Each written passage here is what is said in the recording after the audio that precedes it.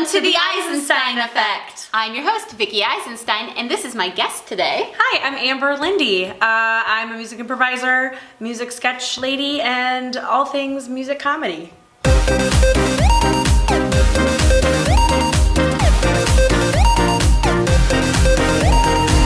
Did you go to like a music conservatory for college? That sounds really fancy. Doesn't I wish. it? I was a theater major. I majored in theater. I went to school in Iowa for 2 years and then transferred to Columbia College. Okay. And majored in theater, yeah. Gotcha. All right, and then you've done things with Second City, like touring with them, right? Touring meaning I lived on a boat, yes. Yeah. I would consider that touring. I think that's called a tour boat, right? Second City Theatricals. Okay. They're specific about what everything is, which is Oh, fine. on your resume you can only say that you Second did City such and such. Theatricals. Well, there's so many jobs there that they want to know what you're doing. Gotcha. Yeah, I went through the music conservatory program and then did Infinite Sundays, which was a blast, and then got to do 2 ship contracts. That's so cool. Yeah, it was great. I did the Norwegian Gem and the Dawn. Ooh, the The Dawn. Oh, that sounds really fancy. They are so fancy. So what are you up to these days? So these days, oh gosh, I'm really enjoying, I've been coaching in music improv a lot lately, and I'm really loving that. Love teaching. I don't know if everybody experiences this, but I feel like a lot of people hit a point with improv and sketch and theater where you find a lot of joy in other people's joy. I'm kind of at that point now where I'm a little stage mommy, where I see someone else have their like a breakthrough moment, or I watch a show with newer music improvisers and I see them nail a chorus or something and they're so stoked. I am just as happy for them. My brain's a little scattered because I was just in traffic. Yes, we both had a day. But so I'm interested too in, you say you did theater. Were you doing musical theater as well? Did that lend itself to you discovering and enjoying music improv? I majored in regular theater, straight theater, but I always got cast in the musicals because I can sing and I love music theater. But I just wanted to do a regular theater degree because I was like, I already kind of know musical theater stuff. I'd like to work more on like the grounded scene work and, you know, when you're 20 or already know where your life is going to be. So I was like, I'll just do regular theater and pepper in musical improv or musical theater. And I only ended up doing basically musical theater. Gotcha. What was your goal originally?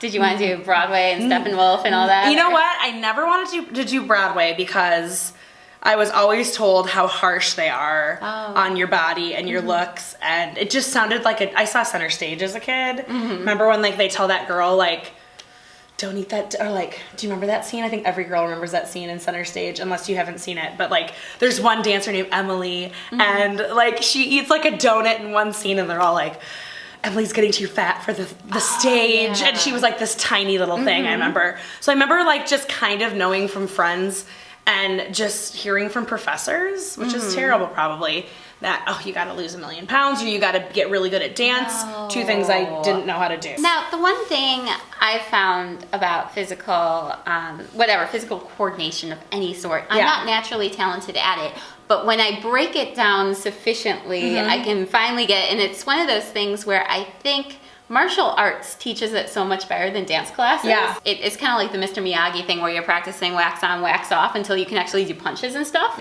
And I feel like that works so much better than dance classes where they're like, here's the combo, do it. Well, but this is the thing. If you were 2 and you started dancing at 3 years old, you are doing wax on, wax off as a 3-year-old, so you already know what a fouette is by the time you're 8. Yeah. Like, it's just like learning Spanish or piano at a young age. It's just in your body. It's muscle memory.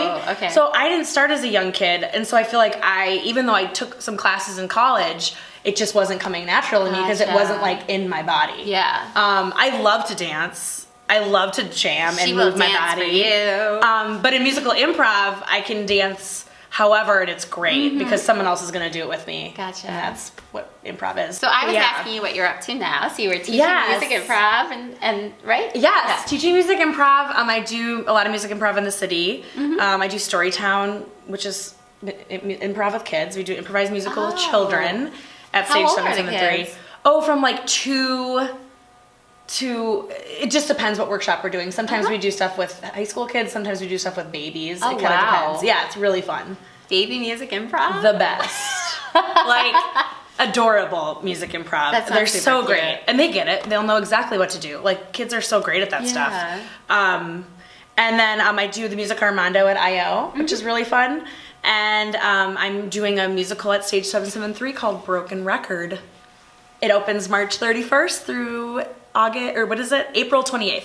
So basically, if you're in Chicago, you can definitely see something of hers being put on whenever you come. Just come hang out. Yeah. And I really like this process of Broken Record because we're music improvisers / music sketch people that we're like, let's write a musical. Let's push ourselves to be a little more grounded from a place of a little more truth, maybe connect some things. Yeah. So this show is very personal to a lot of us. It's all of our personal stories of each person is struggling with something, and you get to see each person's story. Gotcha. So it's cool. I really, really like it, and I'm really proud of what we're doing. Yeah, that does sound fascinating. Yeah. I like that. To like push yourself instead of being like, I know I can write a sketch. Like, I know I can take satire or something, or I can do a stylized music sketch, but like, then what?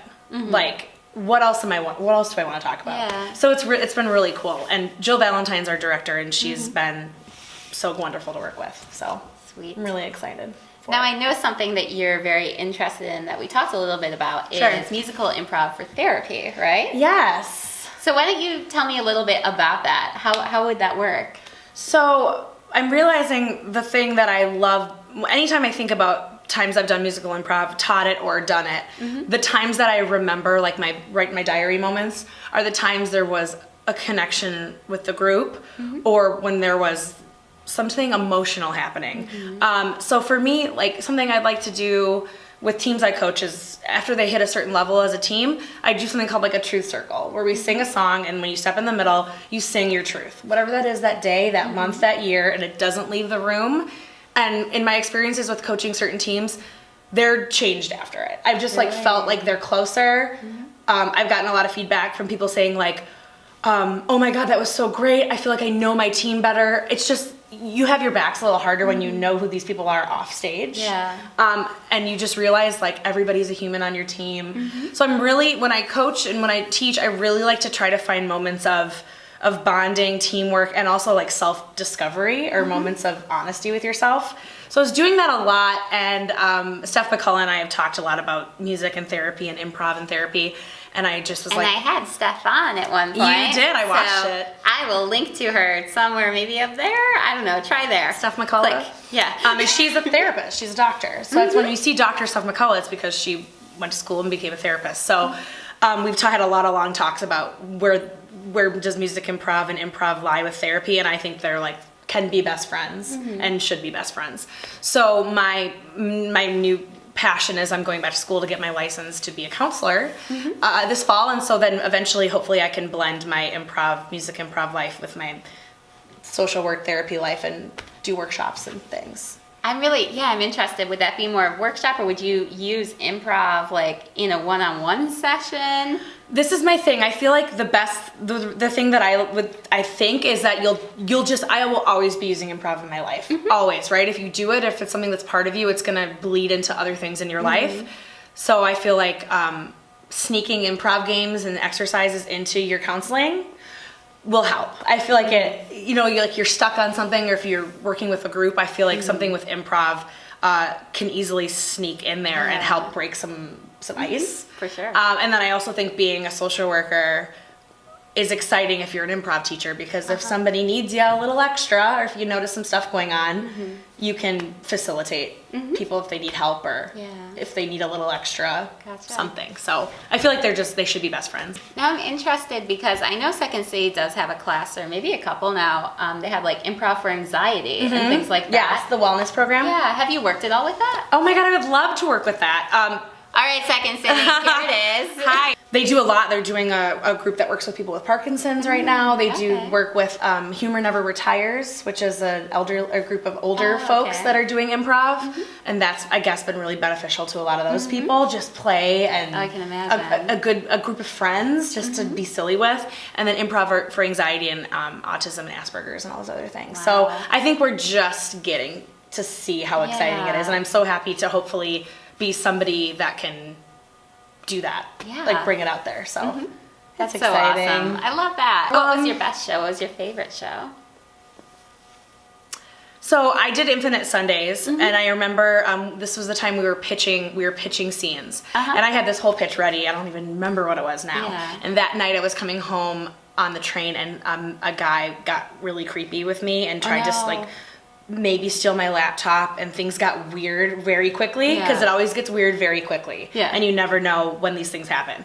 So I went home and was really frazzled and like scared, just like you are when you have anything happen to you on the train or anywhere else in the city. And I remember just writing something. I remember just being like, I'm gonna write something. Yeah. And it just kind of like came out of me, out of my brain. And I remember I talked to Steph McCullough that morning and I was like, hi, I know I didn't send you this, but I have a new pitch for tomorrow. Just trust me, it's a doo-wop-y 1960s feel, you'll figure it out. And I pitched that and I got in the show. And it was my favorite thing I did in that show, and it was called Are You a Rapist? And it was a doo-wop song about with the punchline of Are You a Rapist? And it had facts about rape, and it had statistics in it, but it was all in the style of like Hairspray. If you have any advice for people watching. This is my public service announcement. If you have a music director in your straight improv show or your music improv show, love them, nurture them, and realize that you're only doing that because your music director is so incredible. Like, I feel so blessed I get to work with Steph McCullough, Jeff Bouthiet, Brad Kemp, Mary Mahoney. I mean, there's a million. Stuart Mott. I just want to sit here and name them all. But your music director is so important, whether you're doing a sketch show, an improv show, a music improv show. So love your musical improviser or your music director, because they're such a big part of your show. And I just think sometimes they don't get all the credit. I think they sit in the corner sometimes, and I mean, we do this and whatever, but I think really remember that they're such a big part of your team. In closing, where should they find you online? I am on Facebook. You can always find me there. We have our Broken Record page if you want to talk to our cast or you're interested in seeing that show. Or I'm on Instagram. Just recently I got it. I'm AmsJams, I think. Cool. I'll put all her links down below in the description. Thank you everybody for watching or listening. Make sure that you check out @Eisenstein EFCT on Twitter. Also, check me out @Vickie Ironstone, and make sure that if you're listening to this, go to the YouTubes and click subscribe. And if you're on YouTube, you could check out the podcast too. Sometimes there's stuff on there that I cut out for the video. So yeah, that's cool. Thank you so much for being on, Amber. I love you. Oh my God, it was so nice to take some time and talk to you today. Yes, you too. Yes. Yay! Yay! Bye. Bye.